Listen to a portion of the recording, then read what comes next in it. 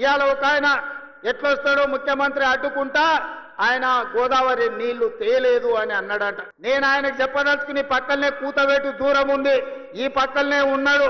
ఆయన ఉన్నది 3 అడుగులు, ఆయన 6 అడుగులు ఎత్తే కూర్చున్నాడట ముఖ్యమంత్రిని అడ్డుకుంటా అని. 3 అడుగులు ఆయనకు నేను ఒక మాట చెప్పదలుచుకున్నా. 3 రోజులు కాదు 10 ఏళ్ళు మీకు అవకాశం ఇచ్చిండు. ఎందుకు దేవాదుల నుంచి తుంగతుర్తికి నీళ్లు తీసుకురావలేదు, గోదావరి జలాలతోని ఈ ప్రాంత భూములను ఎందుకు తడపలేదు అని నేను అడుగుతున్నా.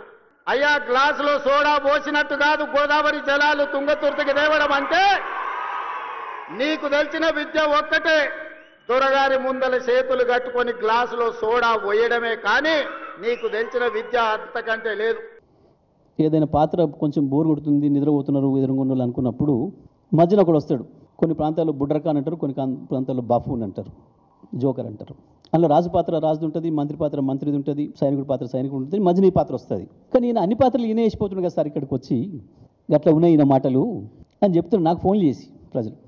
నిజమే, నేనేదో ఇది కలిపినా అది కలిపినా, నేను నీళ్ళు కలిపినో సోడా కలిపినో ఏం కలిపినో నా సార్కు పక్కన పెట్టి, కానీ నీలాగా గురుదక్షిణ కింద తీసుకుపోయి కృష్ణా గోదావరి జలాలను అప్పచెప్తలేను నేను చంద్రబాబుకి. తెలంగాణ రైతాంగానికి తెలంగాణ ప్రజలకు ద్రోహం చేస్తూ ఇవాళ ఏదైతే మొదలు కృష్ణను అప్పచెప్పి ఇవాళ గోదావరిని అప్పచెప్పే ప్రయత్నం చేస్తున్నావో ఆ ద్రోహానికి నేను పనపడలే. గురుదక్షిణ కింద నువ్వు చేస్తున్న దుర్మార్గం తెలంగాణ భవిష్యత్తును పరంగా పెట్టబోతున్నావు. కేవలం చంద్రబాబు డైరెక్షన్లో బనకచెర్లకు అడ్డు రాకుండా ఉండడం కొరకు మాత్రమే కాళేశ్వరాన్ని బండబెడుతున్నావు.